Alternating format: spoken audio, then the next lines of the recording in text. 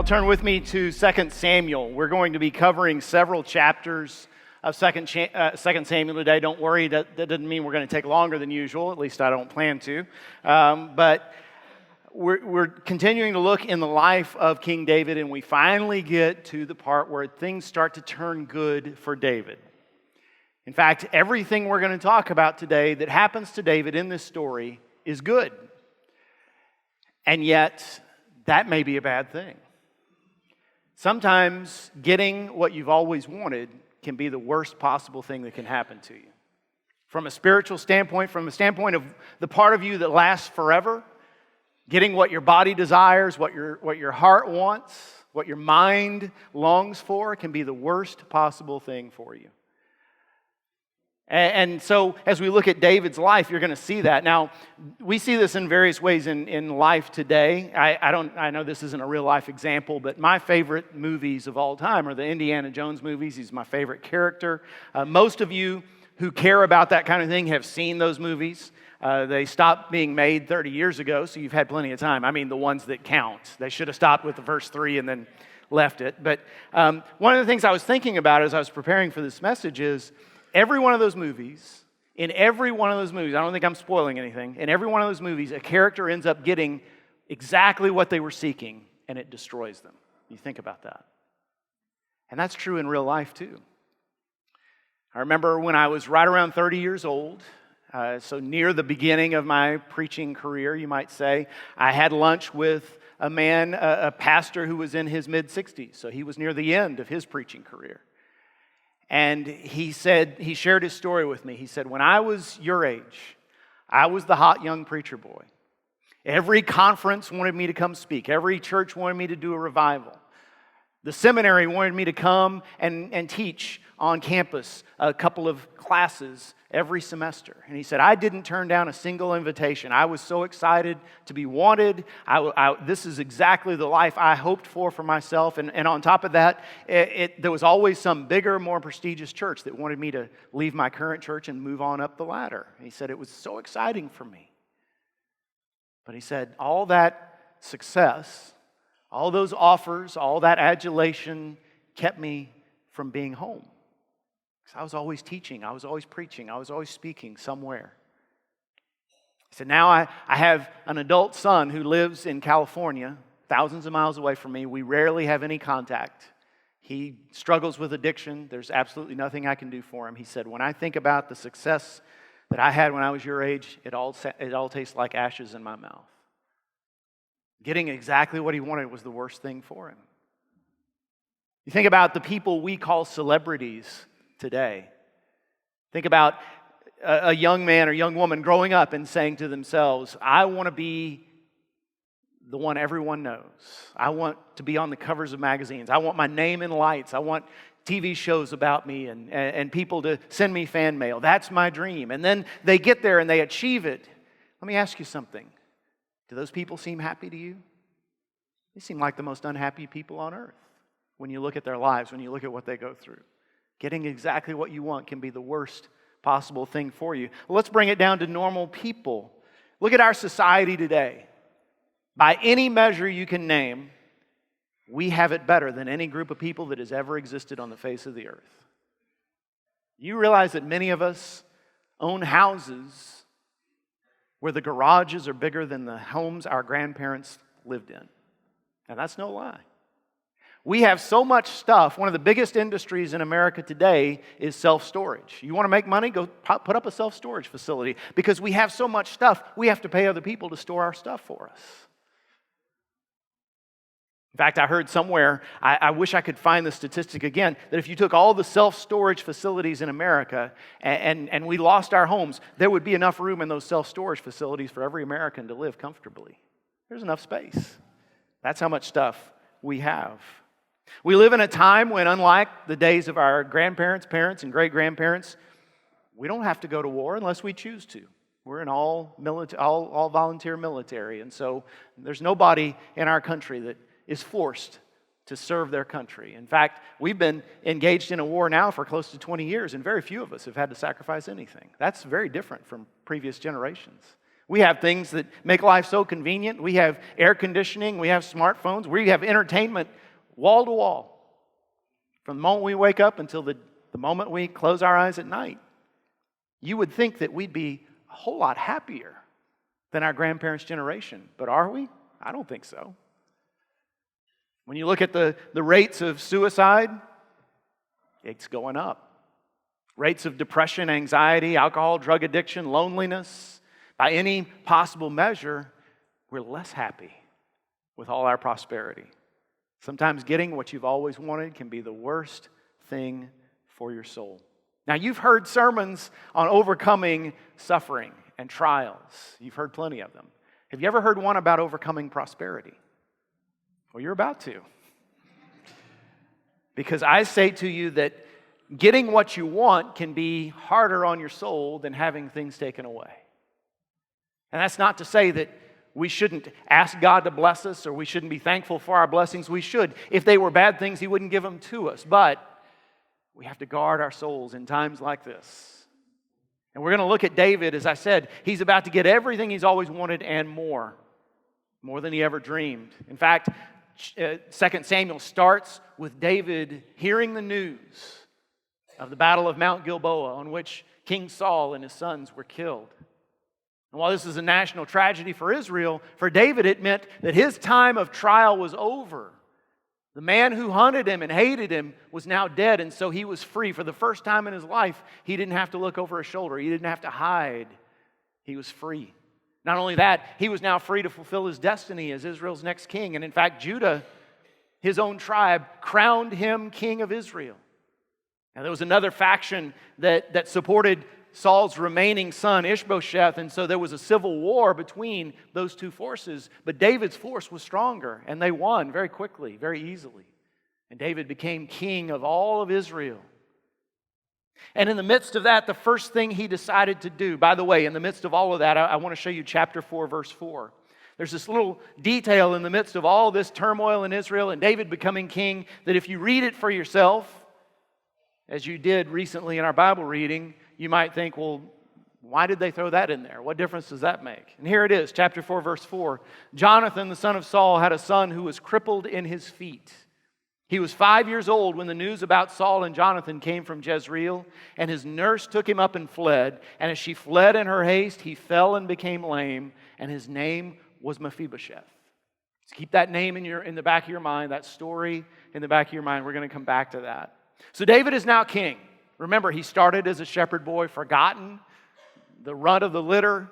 Then he became briefly a hero and then a fugitive for many, many years, over a decade probably. Now he's king.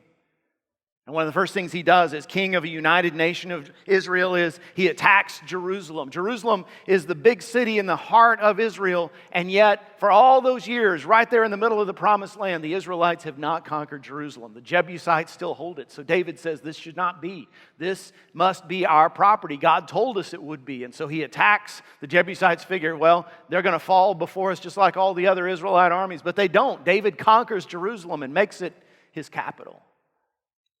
And immediately one of the first things he does, entrenched there in Jerusalem, is he brings in the Ark of the Covenant, speaking of Indiana Jones. So remember, the Ark of the Covenant was the big gold box that Aaron built to hold the Ten Commandments and hold other important relics of Israelite worship. And the Jews believed this was where the presence of God dwelt, inside that ark or on top of that ark. And so whenever they would come before the Lord, they'd really come before that ark. Now, for years, it's been sitting in the home of a farmer in the outskirts of Israel. And so David brings it into Jerusalem because he wants God to be in the heart of their country. And it's such a joyous occasion. This is what the Bible says in chapter 6, verse 14. And David danced before the Lord with all his might. And David was wearing a linen ephod. So David and all the house of Israel brought up the ark of the Lord with shouting and with the sound of the horn. Now, we are Baptists. And so dancing doesn't really sound like part of our worship. Many of us are white Baptists, so we're really not used to dancing as part of worship. And yet, this was customary in Jewish worship. And we have a hard time picturing it. Now, I've read the work of archaeologists who studied this stuff, and so they've been able to basically redo or show us what these dance moves look like. And so I'm going to demonstrate for you, right? No, not really. I can't even. But as nervous as I just made you, okay? Think about the people of Israel looking down and seeing their king. And the scriptures tell us that some, including one of David's wives, looked down and said, "You're a fool.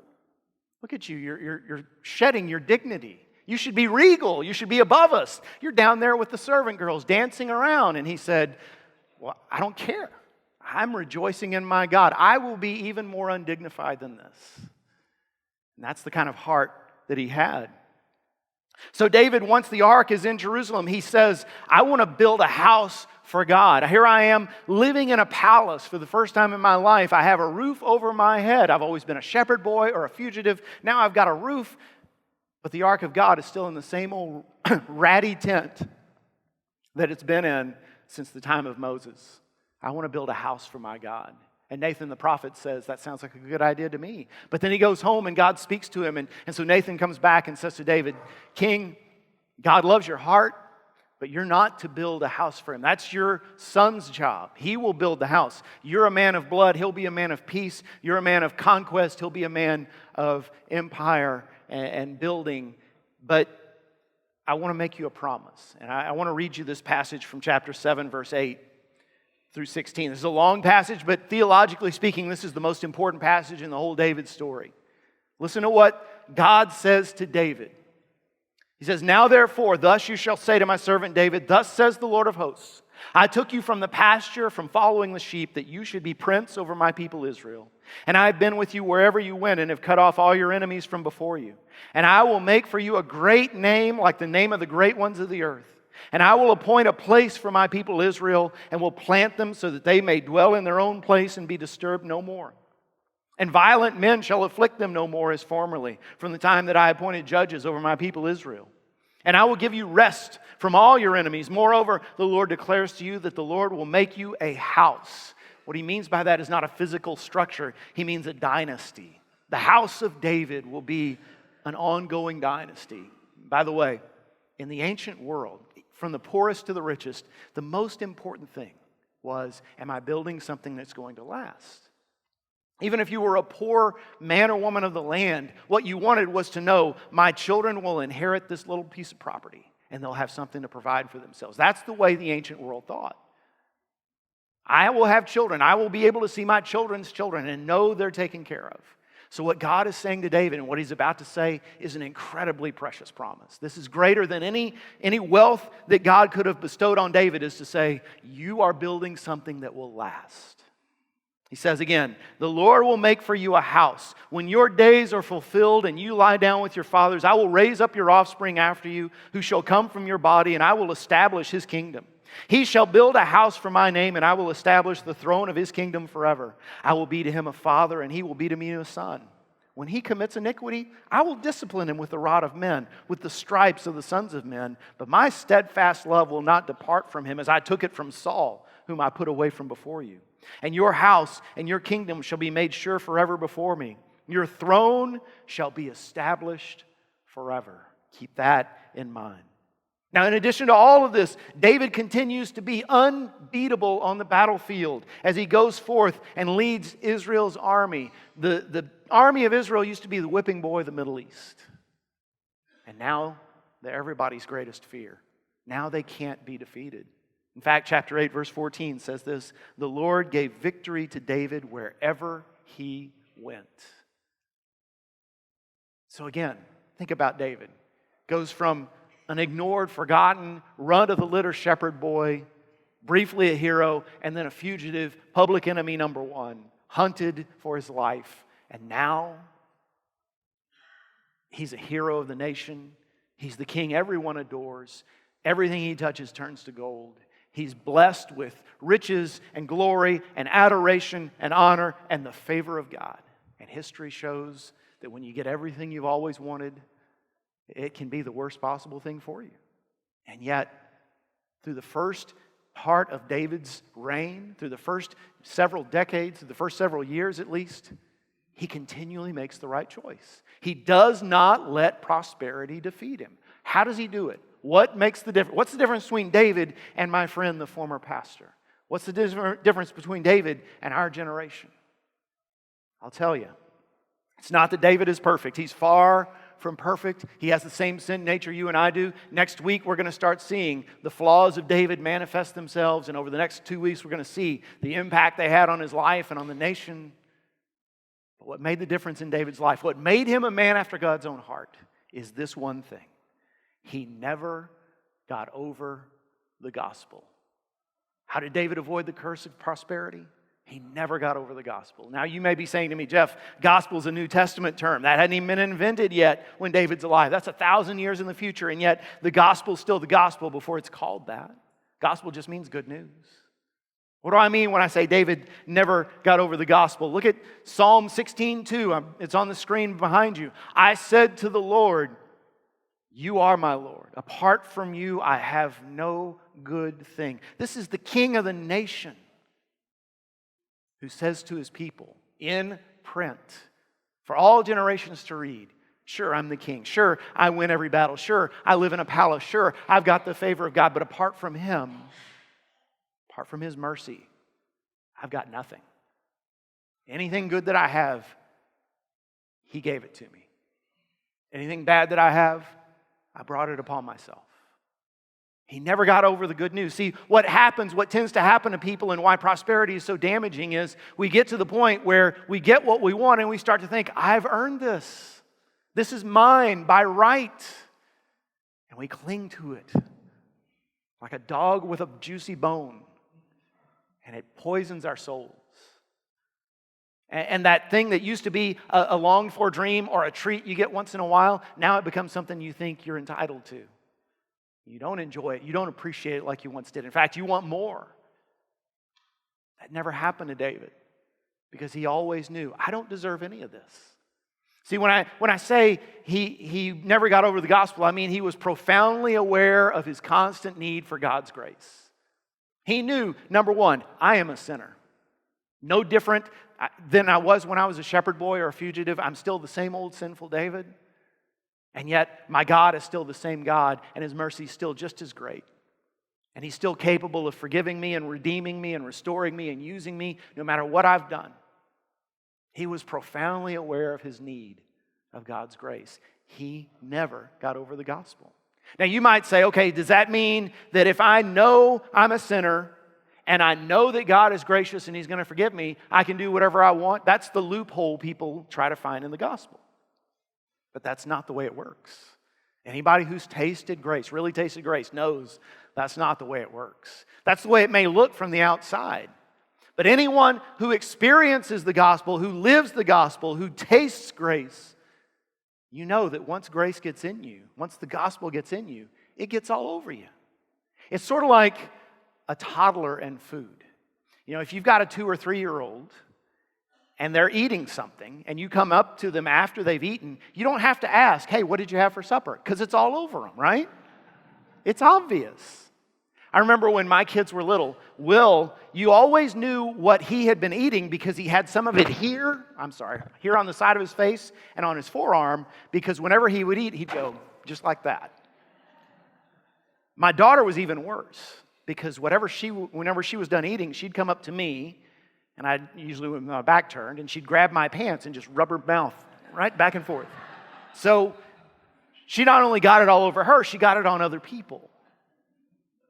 Isn't that a great image of what it means to live the gospel out? Once the gospel gets in you, it gets all over you. You're changed. You're a different person. Doesn't mean you're perfect. It just means you're different. You don't stay the same.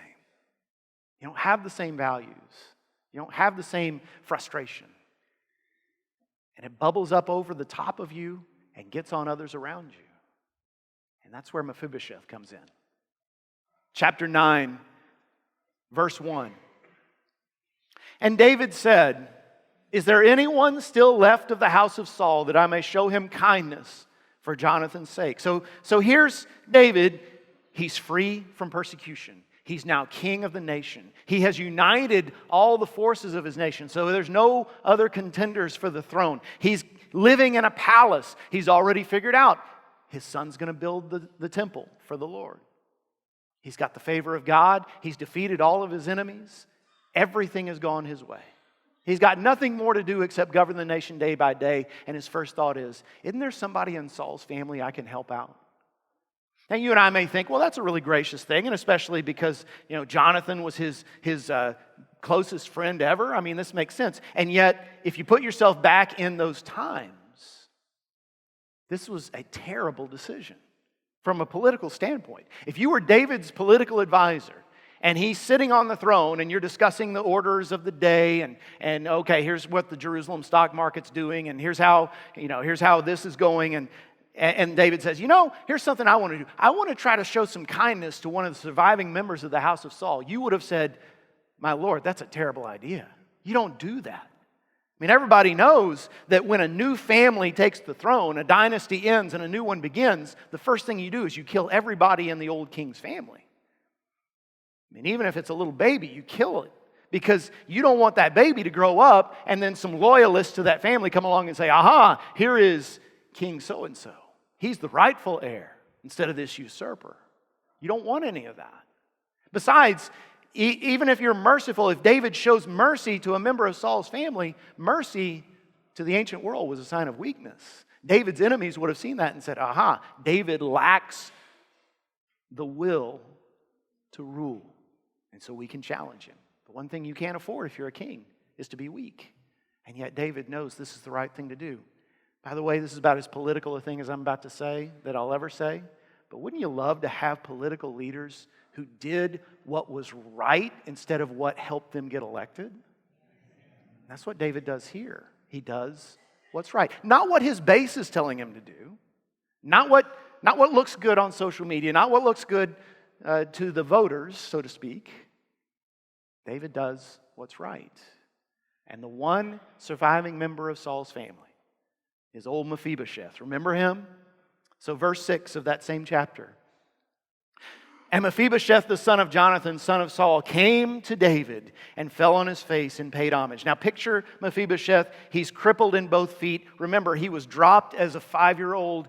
His legs were injured in those times of very primitive medical care. He wasn't cared for correctly, and so he becomes crippled in that society. I mean, these days, thank God, people of all kinds of infirmities can live very full lives, can contribute to society because there's other things other than our physical abilities. But in those days, if you were crippled, you were seen as worthless. You were seen as worse than worthless because not only could you not work with your arms and legs, you could not earn a living for yourself, but people looked at you and said, wow, God must really hate you to have done this to you. What did you do to make God curse you this way?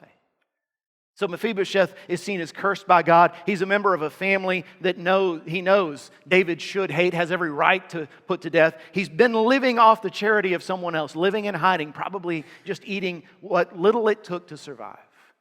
And now he's summoned into the court of the king. And I'm sure he's thinking, okay, it's judgment day. Now's my time. He's going to take my head to show the world how strong he is. And David said, Mephibosheth. And he answered, behold, I am your servant. And David said to him, do not fear, for I will show kindness to you for the sake of your father Jonathan, and I will restore to you all the land of Saul your father, and you shall eat at my table always. And he paid homage and said, what is your servant, that you should show regard for a dead dog such as I?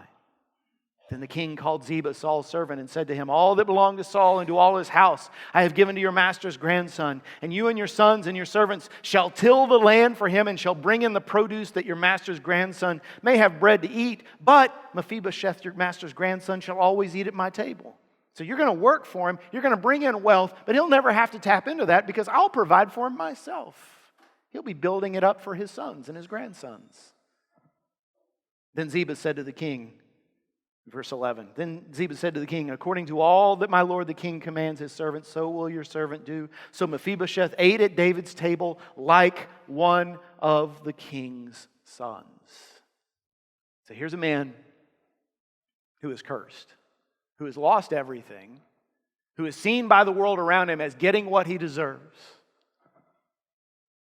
He's summoned before the king who has every right, who has every reason to put him to death. And instead, the king makes him like one of his own sons. This is a man who has nothing to offer David at all. Nothing. He can't fight in the army. He can't contribute financially. And in fact, just keeping him alive makes David look weaker. And yet David makes him like one of his sons. Is that not the perfect picture of our story? Because you think about it. God made that promise to David. Someday you're going to have a son who's going to reign forever. We know, because we read the rest of the Bible, that that wasn't referring strictly to the physical descendants of David in the next couple of generations. Because as you read the stories in 1st and 2nd Kings, 1st and 2nd Chronicles, you see sometimes they were faithful, sometimes they were faithless, sometimes they did well, sometimes they didn't, and eventually the nation of Judah itself ceased to exist. And there's never been, since that day, 2,500 years ago, there's never been another son of David sit a physical throne in Jerusalem. So what was God talking about when He made that promise to David? He was talking about the once and future king of Israel. He's talking about the ultimate son of David, descended from David's line through both his mother and his father, Jesus of Nazareth, born in Bethlehem like David, who sits an eternal throne, who rules this world and will rule this world forever. Jesus, whose reign will never end. He comes into the world, the once and future king, the one promised, and He looks at us, and what can we contribute to Him? Not one thing. All our righteous acts are like filthy rags in His sight. We have nothing to add to Him, nothing to contribute, nothing in us that He needs us. In fact, if just things were just, He'd just put us all to death. But instead, He makes us sons and daughters. Sons and daughters forever. So that His Holy Spirit is working to enrich us every day and make us more and more like Him. And at the same time, we're eating and feasting at His table. And unlike David, who just had to say a word and Mephibosheth was his son, no, Jesus had to die to make it possible. Jesus had to lay down His life for us on the cross to bring us into His family. We're Mephibosheth in this story. That's the gospel. That's who we are. So how do we avoid the curse of prosperity? Just like David, never get over the gospel. See, the fact is, there was a time when you were so excited to hear that story, when it changed your life. Maybe you were a little kid, 8 or 9 years old, like I was. Maybe you were an adult, and you'd lived a long time doing things your way and had seen over and over again that it just didn't work. And finally you heard good news that no, God's not against me. He's on my side. Look what He's done for me. Either way, you heard it and you rejoiced. But what happened? What happens to all of us? We get everything we want and we start to say, yeah, I deserve this. Yeah, I'm blessed, but why not? I'm a good person. Look at me. Look at all the sins that I've overcome by my own strength and power. What's the matter with you out there, sinner? How come you can't do what I did? We forget. We forget the gospel. We forget the gospel is our story, and it's something we need every day. So how do you never get over that? How do you not fall victim to that curse of prosperity that makes you into a Pharisee? Well, there's a reason why every time I get up to preach, I always tie the scripture we're talking about to the death and resurrection of Jesus Christ. Because that's the story of the Bible and it reminds us. But that's not enough. That's why every Sunday, Robert and Nathan, when they plan worship, their focus is one thing and one thing only. They want to put Jesus at the forefront of everything that we do here. But that's not enough. It's a weekly reminder, but it's not enough. Hope you're in the Bible daily, you're reading the gospel daily, great, but it takes more than that. It takes what David did. It takes looking around at the Mephibosheths around you and saying to them, listen, what God did for me, I want to do for you. He saw me when I was nothing, and He made me into a son or daughter. He wants to do that same thing for you. Find those Mephibosheths around you. I'm talking about all the people, all the opportunities that are around you every day, to show love to someone who has nothing to pay you back with. You know, this week we're starting, public schools begin their school year, and this is a different kind of school year for us at First Baptist because we're adopting a school 2 blocks from us, Sam Houston Elementary. And this week we took 37 boxes, I think, of school supplies. That's fantastic, but what we need is people on that campus from this church who go and sit maybe just for a lunch once a week with a child. So that child grows up knowing there's an adult that it's not paid to be with me, isn't part of my family, that cares about me. That can make all the difference. Or maybe you work during the day and that's not an option. Or maybe you just don't like little kids. If that's the case, hey, know your limits. We don't want you on that campus, all right? But you've got Mephibosheths around you. All around you. I'm talking about the elderly person nearby, and you know their kids live across the country and never come see them. You can go and visit them weekly. Just drop in. And yeah, I know she tells you the same story every time you go, but you don't know how much it means that you're there. I'm talking about the single mom that you know about in your workplace, or maybe one of your son or daughter's friends, and they've just been through divorce, and you can show up and just say, hey, can I keep your kids for you? Once a week, just bring them over to the house so you can just have a break, get some things done, or take a nap for that matter. I'm talking about the person who you work with that nobody's friends with, and chances are there's a reason for that, but you can be the friend. I'm talking about the person who's been rejected, the person who's ignored, the person who's forgotten. The world has told these people they have nothing to contribute, and we can show them there's a God who loves them just as they are. We can show them just through simple action. The God of grace who changed my life wants to do the same for you. So will you do a very brave thing? Will you say to God, will you give God the blank check of saying, Lord, show me someone in my life this week who needs, in a practical way, your love that I can show them? Show me some Mephibosheth in my life. If you can't pronounce Mephibosheth, that's okay. Lord, show me someone who needs your love. It's in your bulletin. Take it home. It'll remind you every day to pray that prayer. And God will be faithful because they're all around us.